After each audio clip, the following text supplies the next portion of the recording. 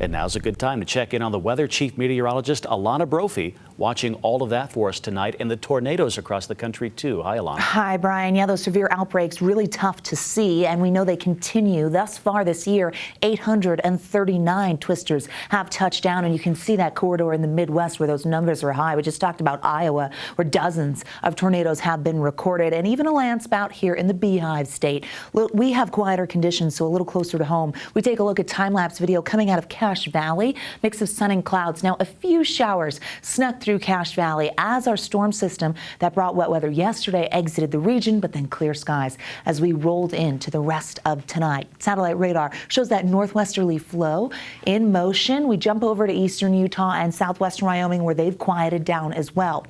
We get this brief little area of quiet conditions, but another weak disturbance is on the way. Gorgeous sunset shot. Thank you, Brian, for sharing this one coming from Draper.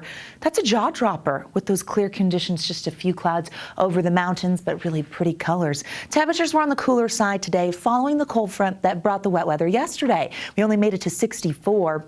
75 is our average high, so we topped out, 11 degrees below where we typically are. Only made it into the 50s in Vernal, 60s on the eastern side of the state. Green River managed to make it to 70, and we stayed in the 70s today in Washington County, topping out at 79. Little bit of a breather from the heat they've seen down in southern Utah, so cooler conditions I'm sure welcome. They're not going to stay forever. 60s for the I-15 corridor, so I hope you enjoyed it. Heading into tonight, we'll see another brisk overnight with clear skies along the Wasatch Front. As we close out the news, 51 with clear conditions for the overnight. We drop into the mid-40s, and we will see outlying areas in places like central Utah getting into the 30s. Low to mid-40s expected for the Wasatch Front by 9 a.m. Back up into the 50s, with clouds increasing as we make it throughout the day. Those clouds are going to increase because our next week system will approach, but we do get some midweek warmth. Futurecast shows us what to expect. Quiet, but we get a south to southwesterly flow ahead of this incoming cold front. That's going to help bring our daytime highs back to average. How about a day in the mid-70s? I think we've earned it, but we watch as that front moves a little closer, starts to move over the state line into the evening. The model really likes that. Ahead of that, we get some breezy to gusty conditions, so forewarning you now, you'll see the winds uptick as we increase moisture for tomorrow evening. And we watch as the front moves through northern Utah.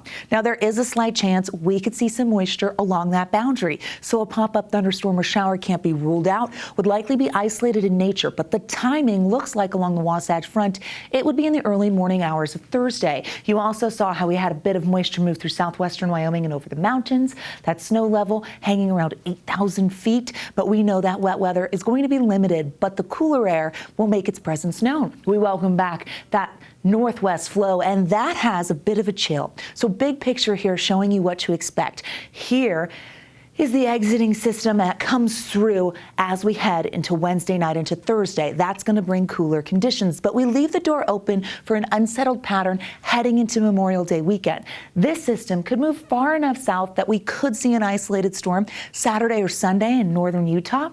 But then eventually it clears. That high pressure is going to build from the west. As it does, we'll get sinking air, drier conditions, and temperatures rebounding, which means on Memorial Day, forewarning you now, some decent conditions are ahead.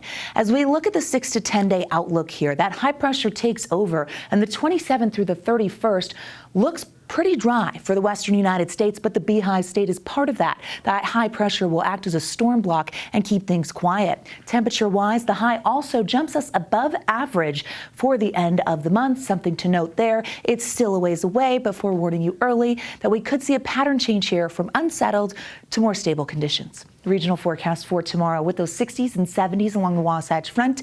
Cool start with the 40s. We'll see 70s and 80s in eastern Utah, 85 in St. George. Let's zoom in, find your city. Increasing clouds as that cold front approaches. The winds will uptick. 60s in places like Park City and Heber, low 70s in Ogden and Tooele. And the northwestern corner of the state could see a pop-up thunderstorm as that front moves in. Central Utah showing a mix of 60s and 70s with sunshine. And down south, we bounce back to the mid-80s. Which is very seasonal for St. George this time of year, 70s in Kanab, and a few 60s and 70s through the rest of that area. St. George 7 days shows dry conditions. with a nice stretch of 80s before we hit 90 on the holiday. Wasatch Front following a similar temperature trend.